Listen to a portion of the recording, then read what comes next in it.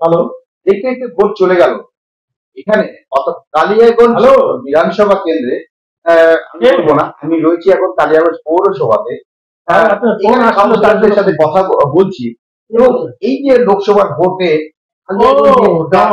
বিপর্যয় নেমে এসেছে তৃণমূলে, এবং প্রত্যেকটা ওয়ার্ডে আমরা দেখছি তৃণমূল কংগ্রেস কিন্তু ভালো রকম ভাবে কিন্তু পরাজিত হয়েছে বিজেপির সাথে।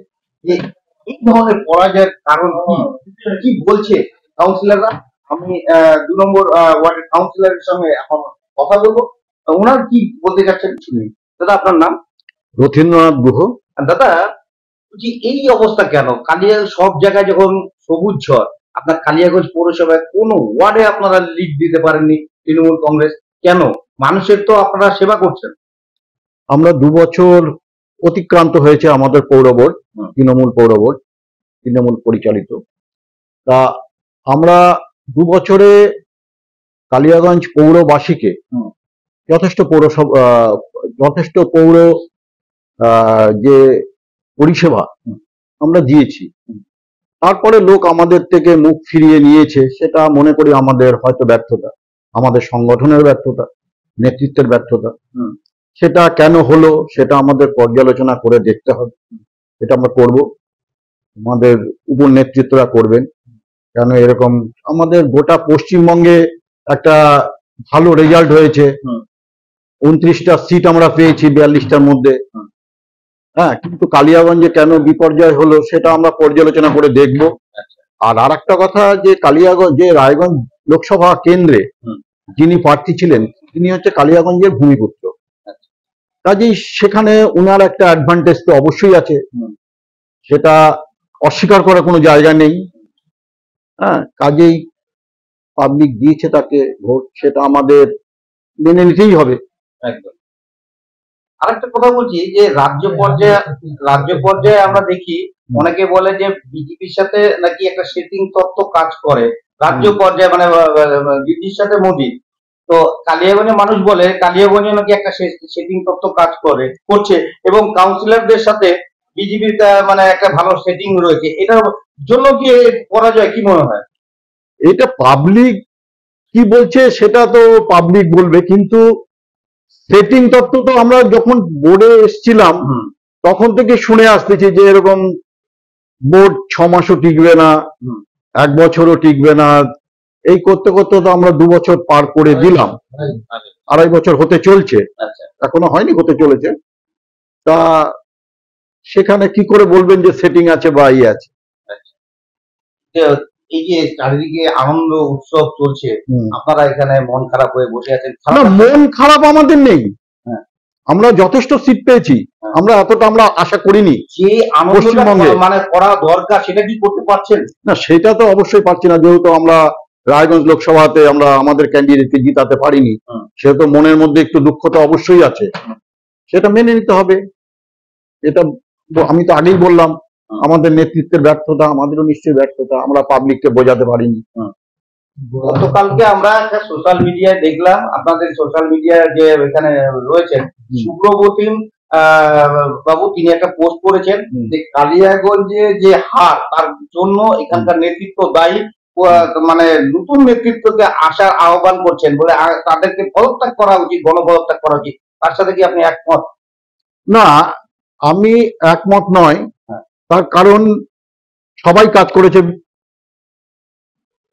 লোকসভা ভোটে, সবাই একসঙ্গেই কাজ করেছে। এখন জনসাধারণ আমাদের থেকে মুখ ফিরিয়ে নিচ্ছে, তার জন্য তো নিশ্চয়ই বলবো না যে আমাদের মধ্যে গোষ্ঠী কোন্দল ছিল বা এটা আমাদের মধ্যে কালিয়াগঞ্জে ছিল না।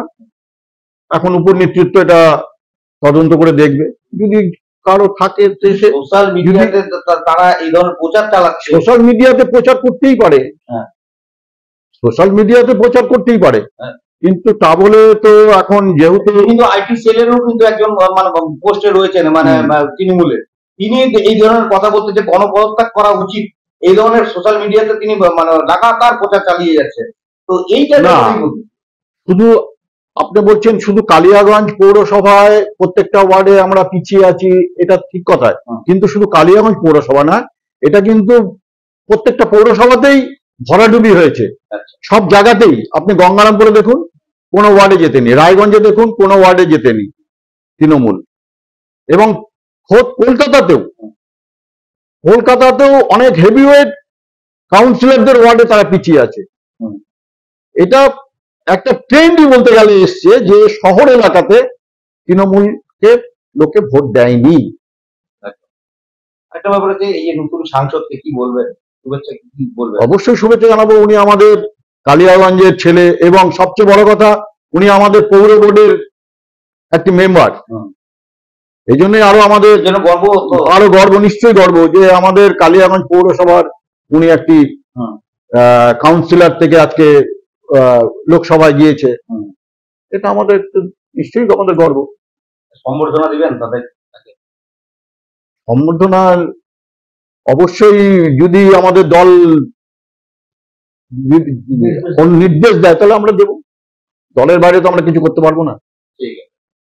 আপনারা শুনতে পারলেন যে কাউন্সিলর যে বক্তব্য আমরা একের পর এক আমরা আপনাদেরকে শোনাবো।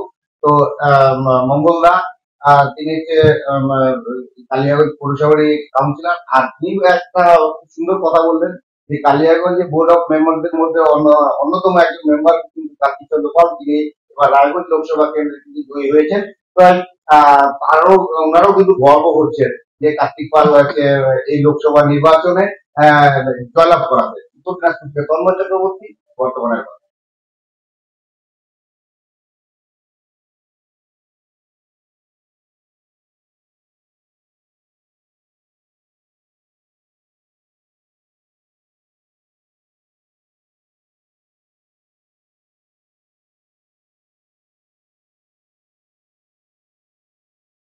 আপনি কি একজন বই প্রেমী, কিংবা আপনি কি বই পড়তে ভালোবাসেন কিন্তু আপনার পছন্দ মতো বই কোথা থেকে ক্রয় করবেন ভাবছেন? এখন আপনার এলাকায় মীরা পুস্তকালয়ে আপনি পেয়ে যাবেন সমস্ত ধরনের বই। যেমন এখানে পাবেন স্কুল কলেজের পাঠ্যপুস্তক, বিভিন্ন চাকরির পরীক্ষার বই, এছাড়া ধর্মগ্রন্থ, শিক্ষামূলক সামগ্রী, অফিস স্টেশনারি, ড্রয়িং সামগ্রী এবং খেলাধুলার সরঞ্জাম মীরা পুস্তকালয় থেকে ক্রয় করতে পারবেন।